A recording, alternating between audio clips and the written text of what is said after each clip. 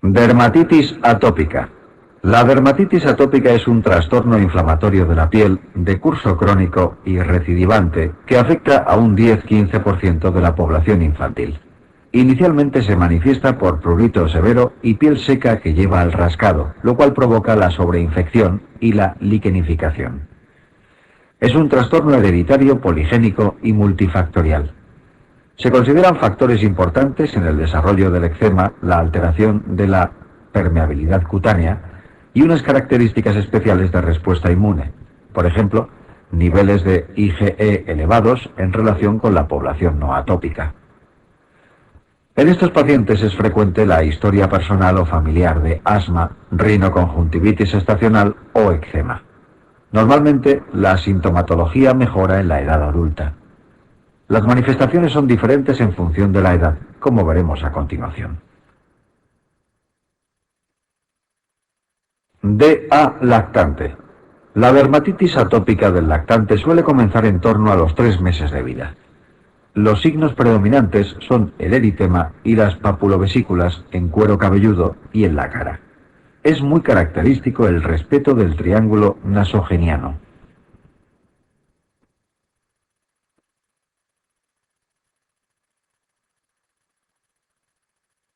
DA infantil.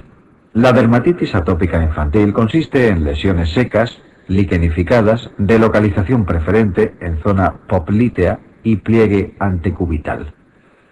En este momento pueden comenzar a aparecer determinados signos de atopia, como la hiperlinealidad palmar mostrada en esta fotografía. Con el paso de los años aparecen manifestaciones más propias del adulto, como lesiones secas, subagudas o crónicas. Las localizaciones más frecuentes son cara y cuello, las flexuras y el dorso de las manos. No obstante, pueden aparecer en muchas otras regiones de la piel. Por otra parte, hay una serie de signos físicos que son más frecuentes en el paciente atópico. Algunos estigmas de atopia serían doble pliegue infraorbitario o signo de Denie-Morgan, signo de Ertoghe o depilación de las colas de las cejas, hiperlinealidad palmar, ya comentada. Las infecciones cutáneas son más graves y frecuentes que en la población general. Asocian con mucha frecuencia serosis cutánea, lo que intensifica el prurito y hace necesario el uso de productos hidratantes para su tratamiento.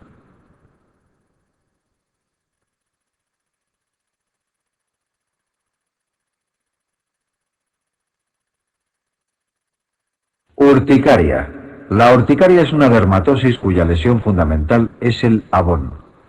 La característica fundamental de esta lesión es su evanescencia, ya que desaparece en pocas horas. Se acompaña de importante prurito.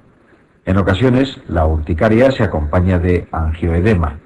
Este consiste en un edema de dermis profunda y tejido celular subcutáneo. Clínicamente está peor definido que el abón y persiste durante más tiempo. La mayoría de las urticarias son de causa desconocida. Otras pueden aparecer en el contexto de infecciones, toma de ciertos alimentos o fármacos, o incluso desencadenarse por estímulos físicos como, por ejemplo, la urticaria por presión. Existe una entidad que puede confundirse con la urticaria y es la vasculitis urticarial. Debe pensarse en ella ante una urticaria con abones que duran más de 24 horas o si se acompaña de artralgias o descenso del complemento. La sospecha se confirmará con una biopsia cutánea. En cuanto al tratamiento, debe ser etiológico si se conoce la causa. En caso contrario, se comienza por antihistamínicos anti-H1. En casos graves o refractarios, pueden combinarse varios o incluso recurrirse a los corticoides.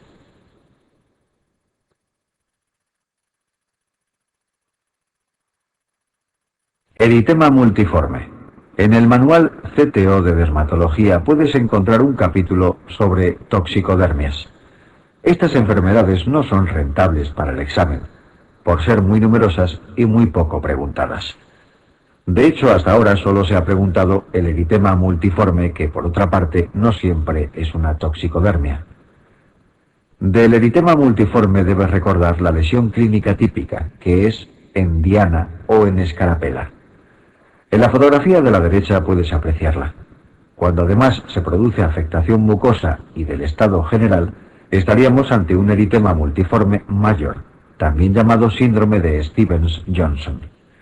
Las diferencias más importantes entre uno y otro puedes verlas en esta diapositiva. De cada uno debes recordar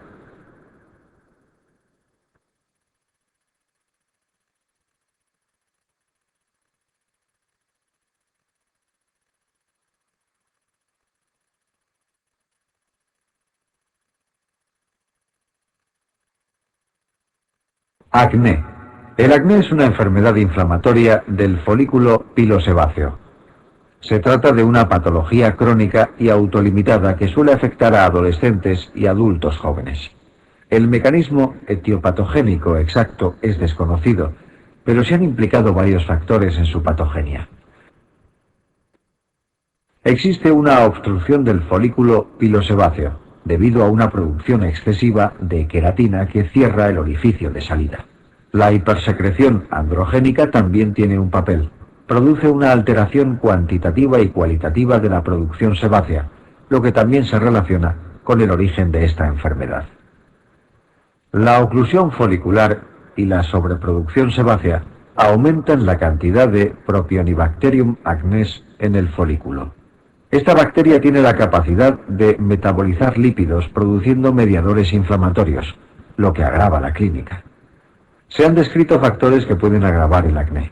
Algunos de ellos son el estrés, algunos anticonceptivos muy androgénicos, la manipulación de las lesiones y la limpieza excesiva de la cara.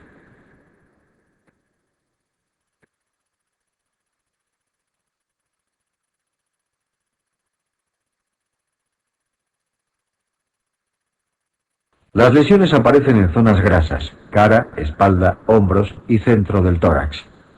La lesión inicial suele ser el comedón. Existen dos tipos de comediones, cerrados y abiertos. El comedón cerrado no es sino una pápula puntiforme blanquecina. En cambio, el comedón abierto es lo que vulgarmente se conoce como espinilla o punto negro. Los comedones evolucionan a lesiones inflamatorias, pápulas, pústulas, nódulos y quistes en orden de gravedad. Todas ellas pueden producir cicatrices.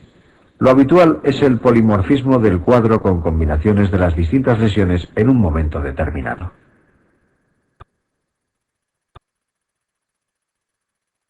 Existen dos formas graves de acné, conglobata y fulminans. El primero produce grandes nódulos, quistes y abscesos comunicados entre sí por trayectos fistulosos.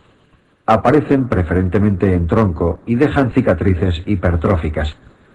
El acné fulminans es similar, añadiendo fiebre, malestar general, leucocitosis y aumento de la VSG. Existen algunas formas especiales de acné. Por ejemplo, el acné farmacológico suele ser monomorfo y sin comedones. El acné estival, a diferencia del vulgar, produce lesiones monomorfas. Por último, existen algunos tipos de acné con un desencadenante claro, como el acné cosmético o el ocupacional.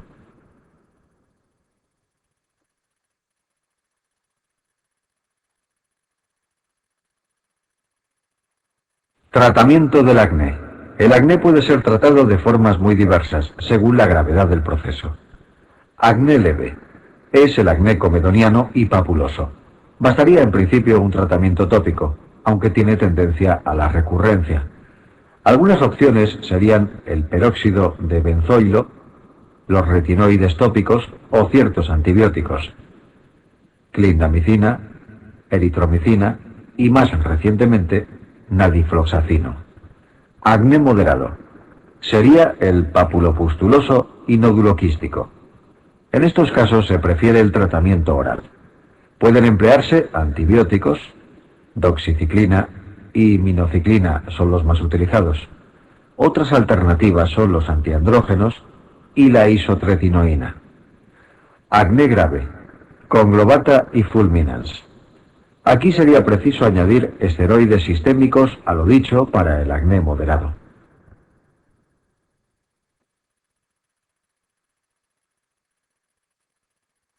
Hay que prestar especial atención a la isotretinoína. Es un derivado de la vitamina A que inhibe la secreción sebácea. Es importante conocer algunos efectos secundarios. El más frecuente es la sequedad cutáneo-mucosa.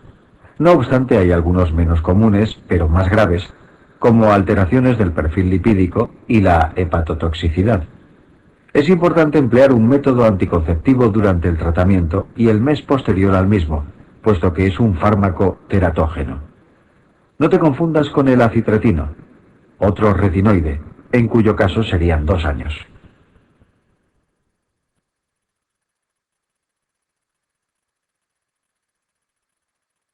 Rosácea. La rosácea es una enfermedad crónica de patogenia desconocida. Se caracteriza por la aparición de lesiones acneiformes en la cara. Afecta más a mujeres entre los 30 y los 50 años, como se aprecia en esta imagen. Su patogenia es desconocida, pero se han implicado diversos factores. Quizá los más importantes sean la labilidad vasomotora y la infección por Demodex folliculorum. No obstante, también se han implicado algunas enfermedades gastrointestinales, así como cierta predisposición genética. Incluso está en discusión un posible papel de Helicobacter pylori, que aún no está bien esclarecido.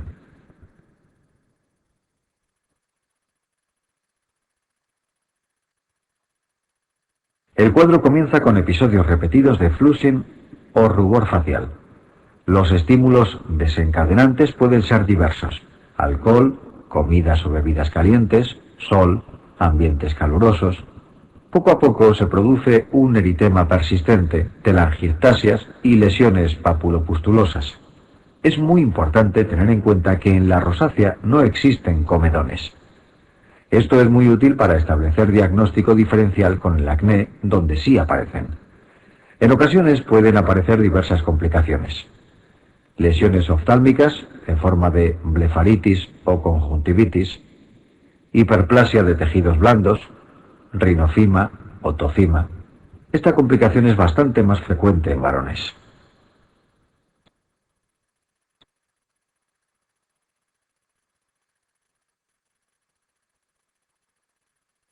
Tratamiento de la rosácea. El tratamiento de la rosácea, igual que el del acné, puede ser distinto en función de la severidad. Para evitar las crisis de rubor facial, es importante evitar estímulos vasodilatadores como el alcohol y las bebidas calientes. El café también ha sido implicado en esto, pero parece deberse más a la temperatura de la bebida que al propio café en sí. En casos leves moderados puede ser suficiente con metronidazol tópico. El ácido acelaico, también en forma tópica, es útil contra la rosácea. No obstante, si estas medidas no son suficientes, estaría indicada la utilización de antibióticos sistémicos como las tetraciclinas orales. En casos severos o refractarios a estas medidas, el siguiente paso sería recurrir a la isotretinoína.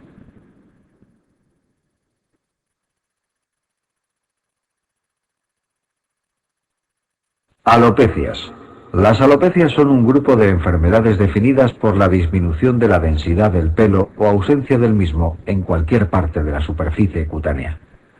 Para su estudio es frecuente dividirlas en alopecias cicatrizales, debidas a malformación, daño o destrucción del folículo, por lo que son definitivas; alopecias no cicatrizales, bien debidas a miniaturización del folículo o a síndromes hereditarios o asociada a enfermedades sistémicas. Durante las últimas convocatorias, las alopecias se han preguntado cada año, por lo que se han convertido en un tema importante en muy poco tiempo. Te hemos señalado en verde las que han sido motivo directo de pregunta, pero debes aprenderlas todas.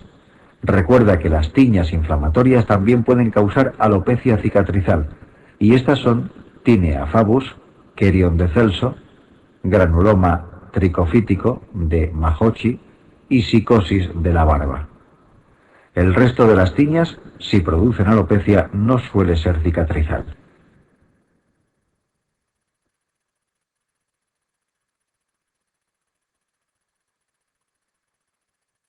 Grupo de los pénfigos. Con este esquema damos paso a un tema nuevo: las enfermedades ampollosas autoinmunes. El motivo exacto de su aparición es desconocido. Consisten en que se producen anticuerpos contra determinados antígenos de dermis o epidermis, surgiendo ampollas como consecuencia de esta agresión inmunológica. Es importante saber distinguir como punto de partida el concepto de pénfigo del de pemfigoide. Como puedes ver en esta imagen, todas las dermatosis que vamos a estudiar son de localización dermoepidérmica, salvo el pénfigo vulgar. Recuerda bien este detalle, puesto que podría ser motivo de pregunta en un test. El pénfigo se caracteriza por producir ampollas intraepidérmicas. Por el contrario, los pemfigoides y sus variedades producen ampollas subepidérmicas.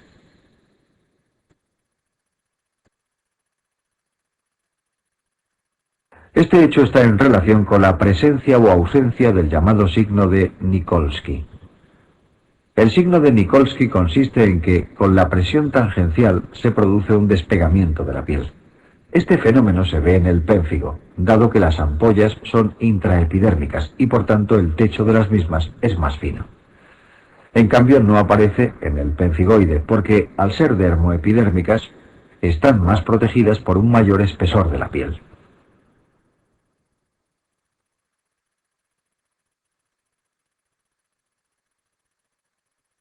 Pénfigo vulgar. Esta diapositiva resume las características fundamentales del pénfigo vulgar. Las ampollas son intraepidérmicas, como ya hemos explicado.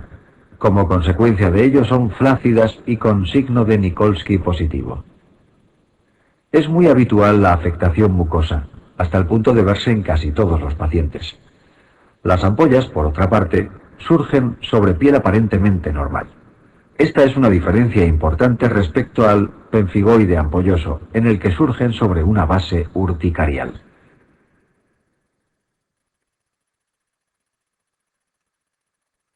Aquí se nos muestra un detalle de lesiones de pénfigo vulgar.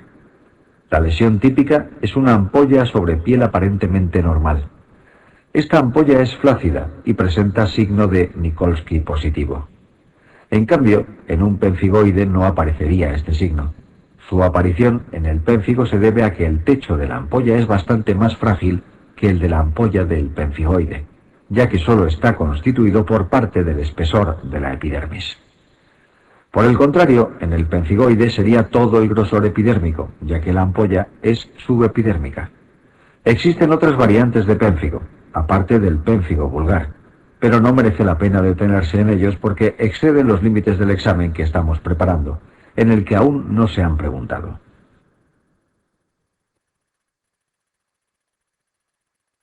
Afectación de mucosa oral en el pénfigo vulgar. Uno de los aspectos clínicos más importantes del pénfigo vulgar son las lesiones en mucosas. De hecho, la mayoría de los pacientes con esta enfermedad debutan con lesiones mucosas, extendiéndose luego al resto de la superficie cutánea. Estas lesiones son erosivas, como mostramos en esta imagen. Una lesión erosiva en mucosa oral puede ser la primera manifestación de un pénfigo vulgar y puede precisarse una biopsia con inmunofluorescencia para descartarlo.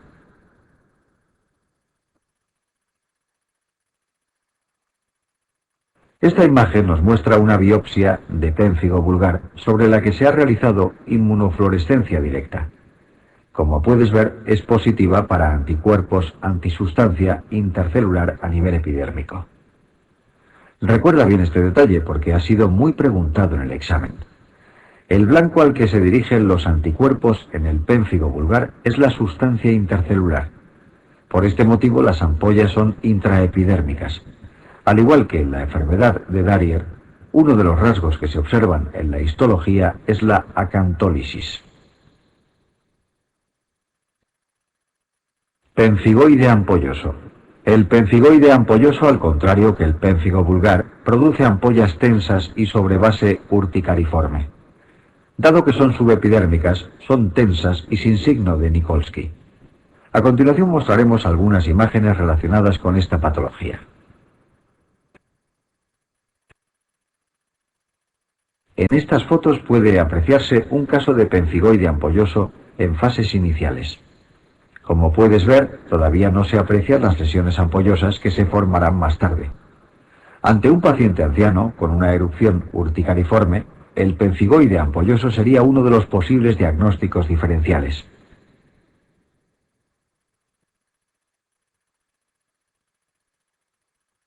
En cambio, en esta imagen ya pueden verse las primeras ampollas. Observa el brillo que presentan, dado que se trata de ampollas densas. Predominan en el abdomen y áreas flexoras de las extremidades. Cuando desaparecen, no dejan cicatrices. A diferencia del pénfigo vulgar, como antes hemos dicho, el signo de Nikolsky es negativo. Aparte de las lesiones cutáneas, es característico un intenso prurito. En esta enfermedad es posible la afectación de la mucosa oral, pero solamente aparece en 1/3 de los casos.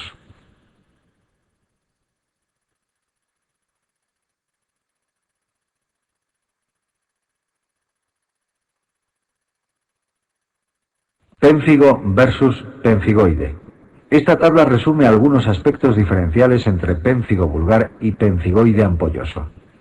Es muy importante que sepas distinguir muy bien estas dos enfermedades, puesto que suelen ser preguntadas como caso clínico. Resumimos los aspectos más importantes del tema una vez más.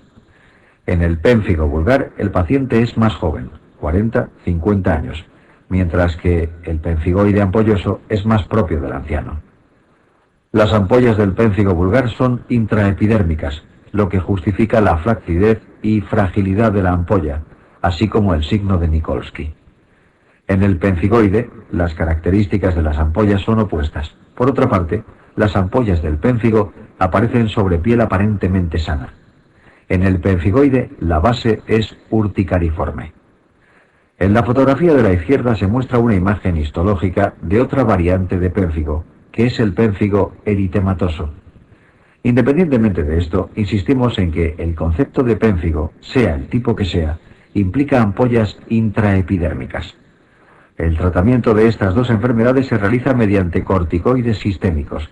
En el caso del pénfigo vulgar, al ser bastante más grave, puede precisar dosis más altas y durante más tiempo.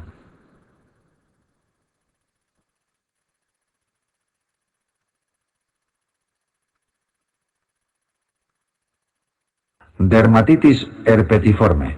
La dermatitis herpetiforme es una enfermedad benigna y crónica, caracterizada por una erupción papulobesiculosa muy pruriginosa. Se localiza en áreas extensoras, de manera simétrica.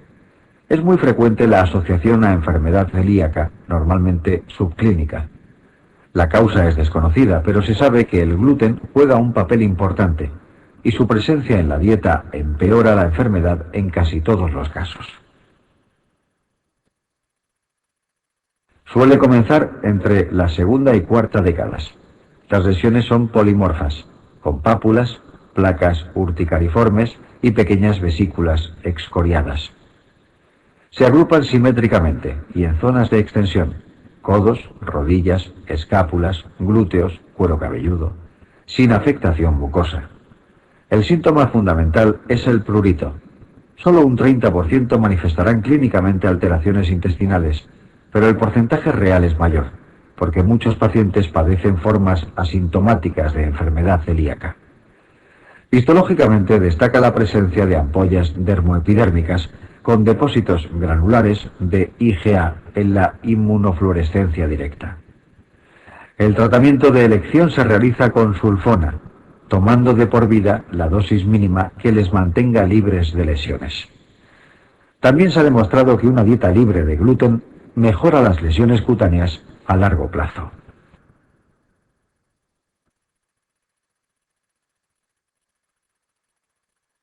Herpes gestationis. El herpes gestationis es una enfermedad ampollosa subepidérmica autoinmune de aparición en el embarazo y posparto. Se deben a la presencia de IgG dirigida contra la membrana basal. Los anticuerpos de tipo IgG pueden atravesar la placenta, por lo que es posible que el recién nacido presente alguna lesión cutánea. Clínicamente se caracteriza por los siguientes hechos. Aparece durante el segundo o tercer trimestre de la gestación. Consiste en una erupción papulovesiculosa muy pruriginosa. Es polimorfa, pudiendo haber desde lesiones abonosas hasta importantes ampollas. Localización preferentemente abdominal. Después se extiende al resto de la piel. La afectación mucosa es excepcional. El brote puede ser autolimitado, pero es frecuente que recidive en el posparto con la toma de anticonceptivos o en embarazos sucesivos. El tratamiento consiste en la administración de prednisona u otro esteroide sistémico. Los antihistamínicos ayudan a controlar el prurito.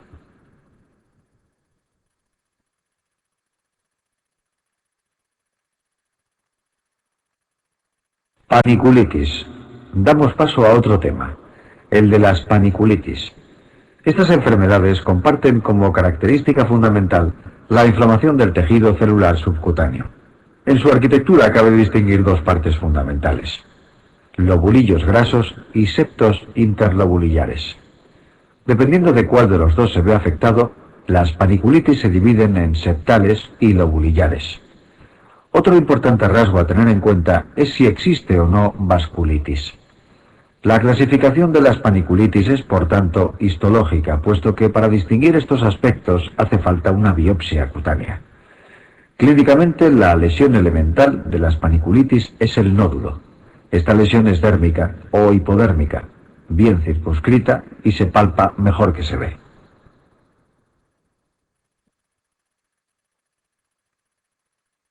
Paniculitis, eritema nodoso versus vasculitis nodular. Las dos paniculitis de mayor importancia para el examen son el eritema nodoso y la vasculitis nodular.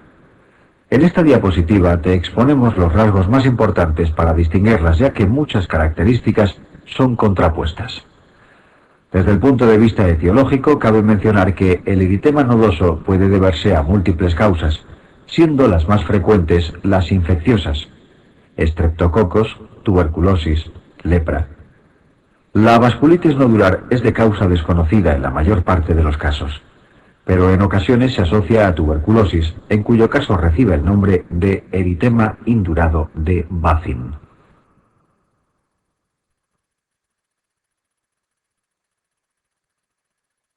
Eritema nodoso.